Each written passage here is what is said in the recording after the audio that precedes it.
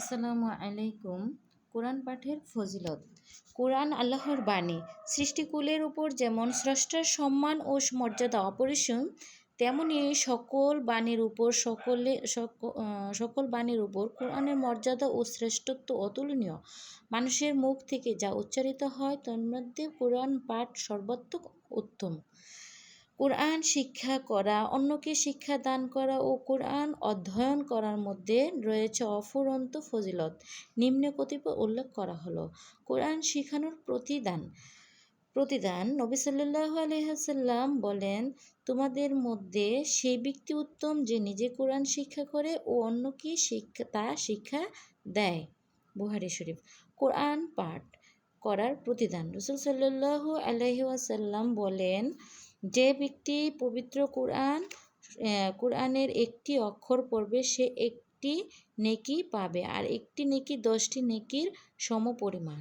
ইবনে রজব রাহমাতুল্লাহ আলাইহি বলেন, প্রতিটি নেক কাজেরই সওয়াব 10 গুণ বৃদ্ধি হয়। এর প্রমাণ হচ্ছে আল্লাহর বাণী। যে একটি নেক কাজ করবে তার জন্য রয়েছে অনুরূপ 10 গুণ প্রতিদান। আর আল্লাহ যাকে চান তাকে 10 গুণেরও বেশি প্রতিদান দিবেন। এই বৃদ্ধি 70 থেকে 700 থেকে আরও অধিক গুণে বৃদ্ধি হয়। এটা হচ্ছে আল্লাহর অনুগ্রহ এবং অন্তরের বিনয় সহ গবেষণা ও তা বুঝে পাঠ করার কারণে।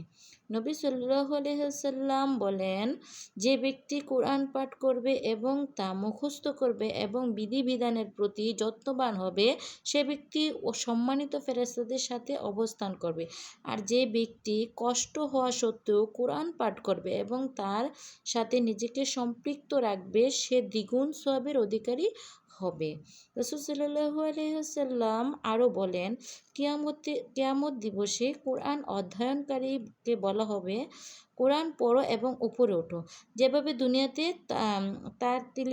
তারতিলের সাথে কোরআন পড়তে সেভাবে পড়ো।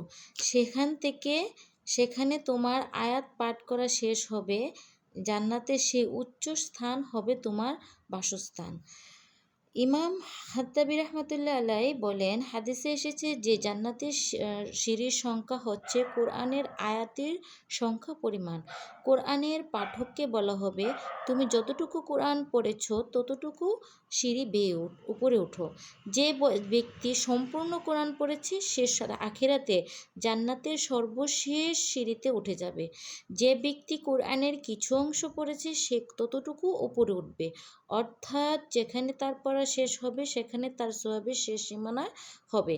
নবী সাল্লাল্লাহু আলাইহি ওয়াসাল্লাম বলেন, যার সন্তান কোরআন শিক্ষা করবে তার প্রতিদান।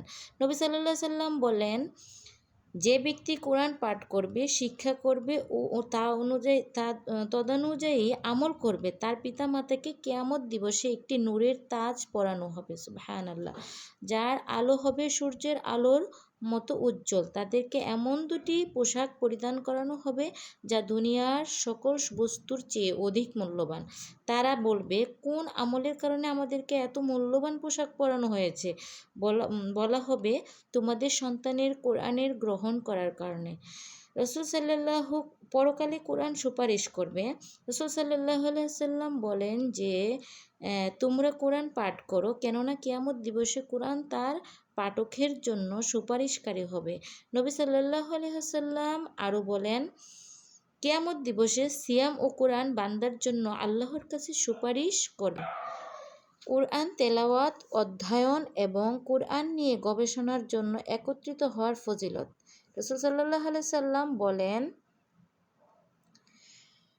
কোনো সম্প্রদায় যদি আল্লাহর কোনো ঘরে একত্রিত হয়ে কোরআন পাঠ করে এবং তা পরস্পর শিক্ষা লাভ করে, তবে তাদের উপর প্রশান্তি নাজিল হয়, আল্লাহর রহমত তাদেরকে আচ্ছাদিত করে এবং ফেরেশতারা তাদেরকে ঘিরে রাখে, আর আল্লাহ তার নিকটস্থ ফেরেশতাদের সামনে তাদের কথা আলোচনা করেন। কোরআন পাঠের কতিপয় নিয়ম। ইমাম ইবনে কাসির রাহমাতুল্লাহ আলাইহি কোরআন পাঠের কিছু আদব উল্লেখ করেছেন, যেমন পবিত্রতা অর্জন না করে কোরআন স্পর্শ করবে না বা তেলাওয়াত করবে না। খ কোরআন পাঠের পূর্বে মেসওয়াক করে নেবে। গ সুন্দর পোশাক পরিধান করবে। ঘ কিবলামুখী হয়ে বসবে। ও হাই উঠলে কোরআন পড়া বন্ধ করে দিবে। বিনা প্রয়োজনে কোরআন পড়াবস্থায় কারোর সাথে কথা বলবে না। মনোযোগ সহকারে কোরআন পাঠ করবে। সোয়াবের আয়াত পাঠ করলে থামবে এবং উক্ত সোয়াব আল্লাহর কাছে প্রার্থনা করবে। আর শাস্তির আয়াত পাঠ করলে তা থেকে আশ্রয় প্রার্থনা করবে। কোরআনকে খুলে রাখবে না বা তার উপরে কোনো কিছু চাপিয়ে রাখবে না। অন্যের ব্যাঘাত সৃষ্টি হয় এমন উচ্চ আওয়াজে কোরআন পড়বে না। বাজারে বা এমন স্থানে কোরআন পড়বে না যেখানে মানুষ আজেবাজে কথা লিপ্ত থাকে। কোরআন পাঠ এবং নামাজ প্রভৃতি অবস্থায় যে সমস্ত জিকির রয়েছে তা ততক্ষণ ঠোঁট নাড়িয়ে নাড়িয়ে উচ্চারণ করে নিজেকে শুনিয়ে পাঠ করা হবে, ততক্ষণ উহা বিশুদ্ধ হবে না। তবে অন্যের ব্যাঘাত সৃষ্টি হবে এরকম আওয়াজে যেন না হয়, খেয়াল রাখতে হবে। ধীর স্থিরভাবে কোরআন পাঠ করা উচিত।